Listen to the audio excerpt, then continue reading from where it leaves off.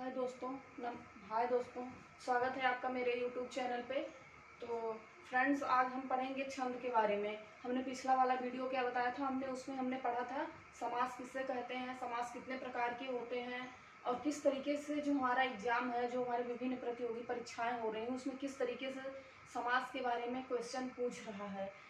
हमने समास पढ़ा था, उसके पार्ट भी पढ़े थे। और मेरा जो सेकंड वाला वीडियो था उसमें हमने क्या आपको समास के बारे में बताया था, समास कितने प्रकार, समास के प्रैक्टिस करवाए थे। ठीक है, तो आज हम छंद के बारे में पढ़ेंगे कि छंद किसे कहते हैं, छंद के अंग कितने प्रकार के हैं और छंद कितने प्रकार के होते हैं। और जो हमारे विभिन्न जैसे कि छंद में कितने प्रकार के होते हैं, मुक्तक छंद क्या है, मात्रिक छंद क्या है, वर्णिक छंद क्या है, और इन तीनों में से हमारा सबसे इम्पोर्टेंट क्या है, गण क्या है, गण किसे कहते हैं, मात्राओं की गणना किस तरीके से की जाती है। तो इन सब पे हम आज बात करेंगे। ठीक है, तो सबसे पहले हम देखते हैं छंद के बारे में। छंद को इंग्लिश में मीटर्स कहते हैं, इंग्लिश में से मीटर्स कहते हैं।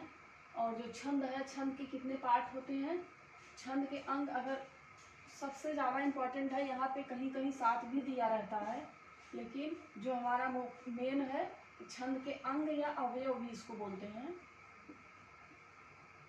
अंग या अवयव। अवयव भी कहीं कहीं दिया रहता है, तो वो कितना होता है, 6। कौन कौन सा होता है, मात्रा या वर्ड। ठीक, और सेकेंड नंबर पे हमारा क्या है, चरण या पाद। और थर्ड नंबर हमारा क्या है, यति। फोर्थ नंबर हमारा गति। और 5 नंबर तुक एंड 6 नंबर गढ़ है। तो हम इसमें आप जानेंगे कि मात्राओं की गणना कैसे किया जाता है, वर्णों की गणना कैसे होती है, और चरण क्या होते हैं, कितने प्रकार के होते हैं, सम चरण किसे कहते हैं, विषम चरण किसे कहते हैं। ठीक है, और यति, यति मीन्स होता है ठहराव, रुकना। जैसे आप कोई भी पद्य पढ़ रहे हैं तो उसको पढ़ने का भी तरीका होता है, किस तरीके से पढ़ते हैं उसे हम, कहाँ पे स्टॉप किया जाता है, जो हमारे जो चिन्ह होते हैं, विभिन्न प्रकार के चिन्ह होते हैं वहाँ पे लगे होते हैं, किस तरीके से हमें वहाँ रुकना होता है। और तुक, गति, गति अर्थात किस प्रवाह से जो पद्य है उसे पढ़ा जा रहा है, पढ़ने का भी तरीका होता है। पद्य है, कहानी है, कविता है, सबके पढ़ने का अलग अलग रूल होता है। और तुक, तुक मीन्स क्या होता है कि सिमिलर वर्ड। जैसे आपने कोई भी पद्य पढ़ा होगा तो उसमें आप देखेंगे कि जो हमारा लास्ट का लाइन होता है, लास्ट लाइन में क्या होता है, जो वर्ड होता है फर्स्ट एंड सेकेंड, उसका जो लास्ट वर्ड होता है वो दोनों का सिमिलर होता है। जितने भी मतलब पद्य की जितने भी लाइन हो, उसका लास्ट लाइन क्या होता है, सिमिलर अर्थात समान होता है। जैसे देखिए यहाँ पे कूप भूप, और यहाँ पे ज्ञान है, ज्ञान है। देखिए सिमिलर है ना, सिमिलर वर्ड मिल रहा है, ज्ञान, ज्ञान। और गण, गण किसे कहते हैं, मतलब शब्दों के जो हमारा एक गण है, सबसे इम्पोर्टेंट हमारा गण ही है। गण, गण के बारे में भी हम आगे आपको बता देंगे। 3 वर्डों के समूह को गण कहते हैं। जैसे ये मगड़, तगड़, जगड़, 3 वर्डों के जो समूह होते हैं वो क्या होते हैं, गण होते हैं। तो हमने आपको क्या बताया, छंद के अवयव या अंग कितने प्रकार के होते हैं, 6 होते हैं। अब हम देखते हैं कि छंद के प्रकार कितने होते हैं। देखिए यहाँ और यहाँ आपको कंफ्यूजन नहीं होना है, यहाँ पे अवयव या अंग पूछ रहा है और यहाँ पे क्या पूछ रहा है, पार्ट, कितने पार्ट होते हैं, कितने पार्ट होते हैं। मात्रिक छंद,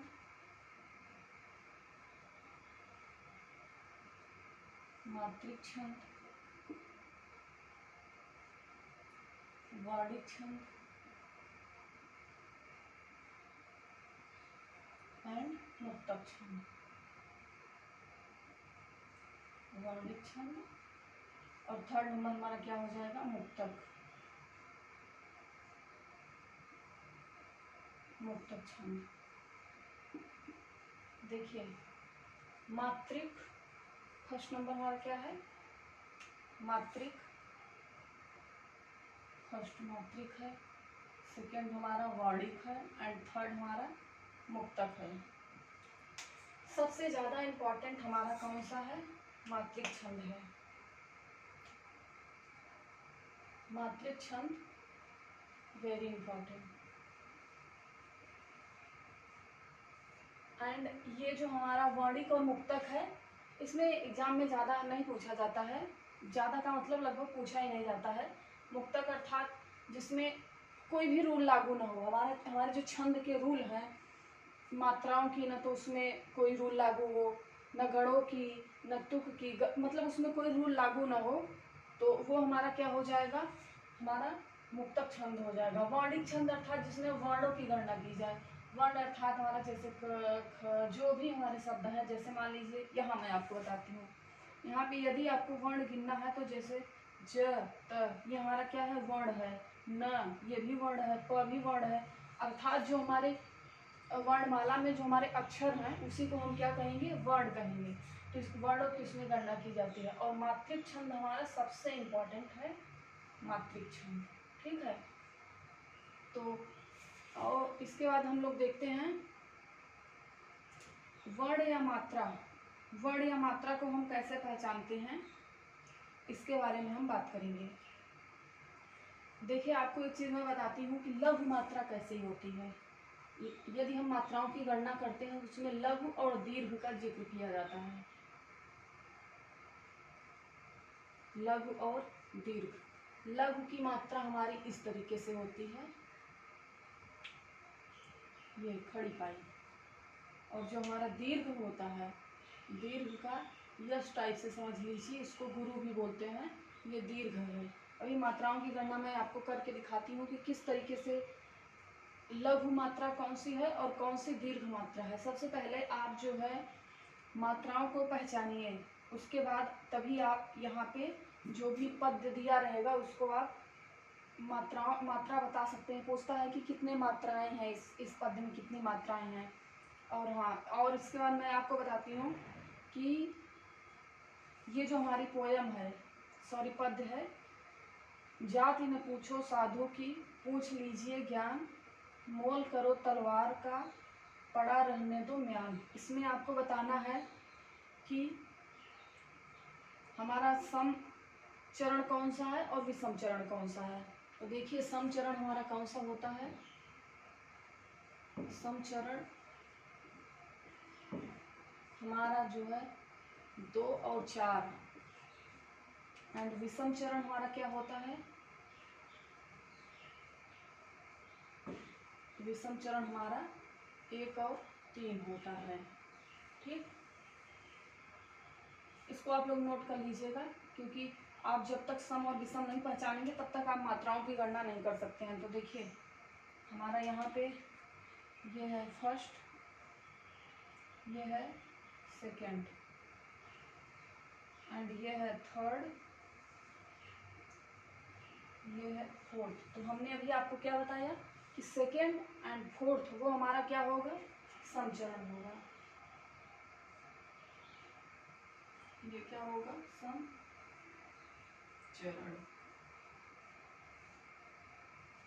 and third and fourth, sorry third, first and third क्या होगा, विषम चरण। ये हमारा क्या हो जाएगा, विषम चरण।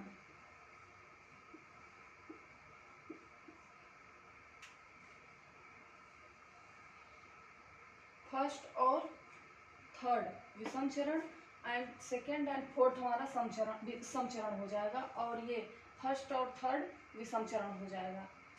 तो अब हम मात्राओं की गणना करते हैं, किस तरीके से हम मात्राओं की गणना, वर्णों की गणना आपको समझ में आ गया किस तरीके से किया जाता है। मैं एक बार फिर से बता देती हूँ। देखिए, जैसे ज है, त है, ये कितने वर्ण हो गए, 2, और न 1 वर्ण है। प और छ कितने हो गए, 2 वर्ण हो गए। स और ध कितने हो गए, 2 वर्ण इसमें भी है। क इसमें सिंगल 1 वर्ड है, और ये प और छ इसमें 2 वर्ड है। और इसमें देखिए आप लोग, ल, ज और ए इसमें कितने वर्ड हैं, थर्ड 3 वर्ड हैं। और ज्ञान है, इसमें 2 वर्ड हैं। तलवार, जैसे तलवार में 4 वर्ड हैं, इसमें कितने हैं, 4 वर्ड। तो आपको वर्ण मतलब वही जो हमारा वर्णमाला है उसमें जो हमारे वर्ण है वही किस तरीके से काउंट किया जाता है, सिंगल वर्ड को ही हम लोग काउंट करेंगे। अब हम मात्राओं की गणना किस तरीके से की जाती है, पहले लघु और दीर्घ आप पहचान लीजिए। लघु जो हमारा स्वर होता है, स्वरों की जो मात्राएं होती हैं, जो चढ़ती हैं, उसी तरीके से हमको ध्यान देना है। जैसे लघु में क्या क्या आएगा? लघु में हमारा आ ई उ री। देखिए आ ई उ एंड री। अ है, इसमें कोई मात्रा नहीं। क, और इसमें क्या हो जाएगा? कि। इसमें कु, इसमें क्री। और दीर्घ में हमारा ये होगा। दीर्घ में देखिए, दीर्घ में क्या होगा दोस्तों, मैं आपको बता दूं कि अभी जब छंद खत्म हो जाएगा, अभी इस छंद में मैं 3 या 4 पार्ट में वीडियो बनाऊंगी, क्योंकि छंद जो है थोड़ा लंबा टॉपिक है। और देखिए क्या है, आ ई उ री ए औ अंग अह। अंग और अह ये क्या होते हैं हमारे? अंग और अह ये हमारे अनुस्वार हैं। अनुस्वार मैं आपको बाद में नेक्स्ट वीडियो में बताऊंगी कि अनुस्वार क्या होता है। ये हमारे अनुस्वार हैं।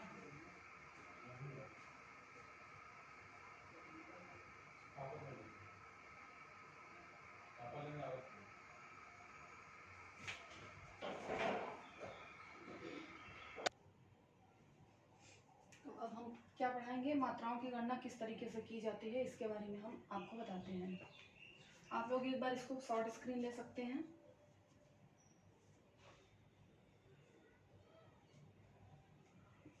मात्राओं की गणना किस तरीके से किया जाता है, मैं अभी आपको बता देती हूँ। मात्राओं की गणना करना बहुत आसान होता है, बस आपको थोड़ा सा लघु और दीर्घ के बारे में पढ़ना होगा।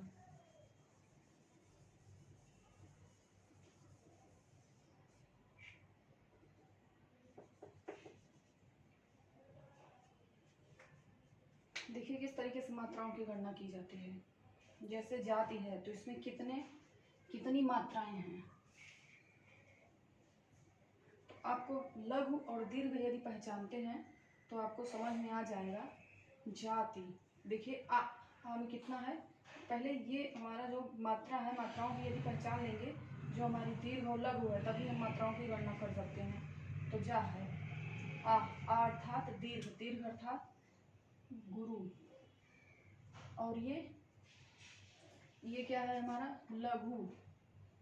और ना, ये भी हमारा क्या है? लघु ही हो जाएगा। और ये देखिए यहाँ पे क्या है, क्या आएगा हमारा? दीर्घ। दीर्घ इसमें भी आएगा।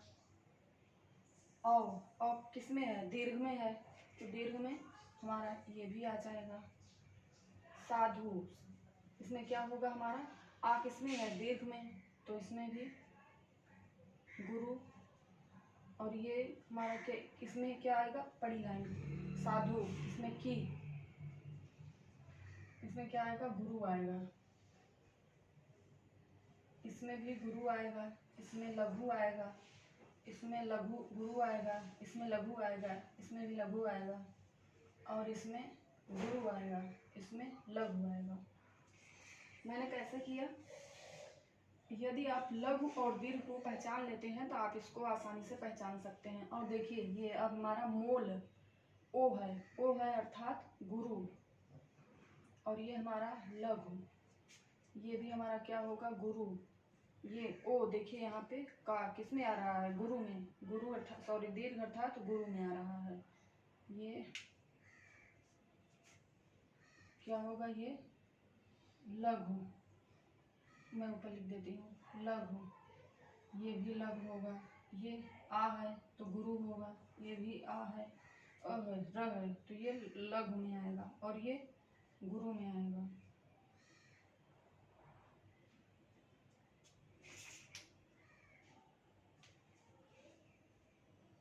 यहाँ पे ड़ है तो ये लघु आएगा और ये गुरु होगा।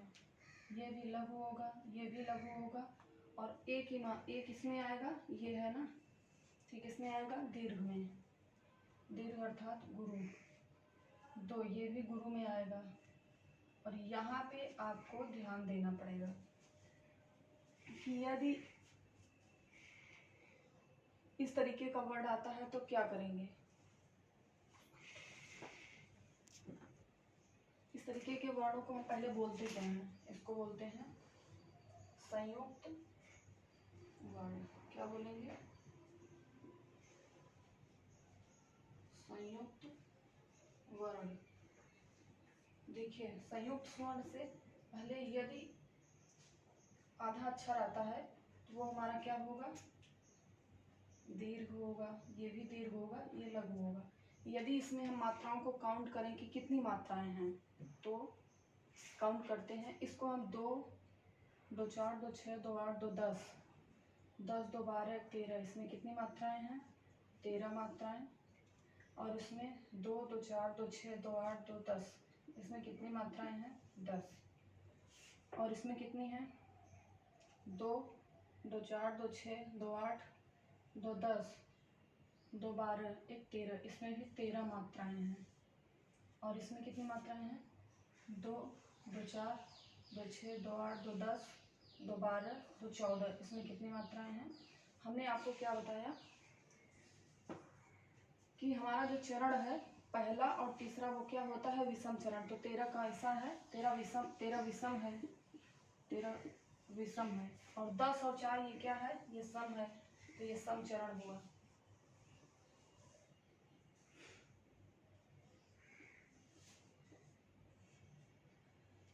तो ये वीडियो यहीं पे समाप्त करते हैं। उसके बाद अभी मैं नेक्स्ट वीडियो के बारे में आपको बताऊंगी। नेक्स्ट ये आप लोग अच्छे से पढ़ लीजिएगा, फिर आगे आपको मैं मात्रिक छंद के बारे में बताऊंगी, क्योंकि मात्रिक छंद बहुत ही इम्पोर्टेंट है। ठीक है। और यति वति के बारे में भी आपने अच्छे से एक बार वीडियो देखेंगे तो पूरा समझ में आ जाएगा। ठीक है, फिर नमस्कार।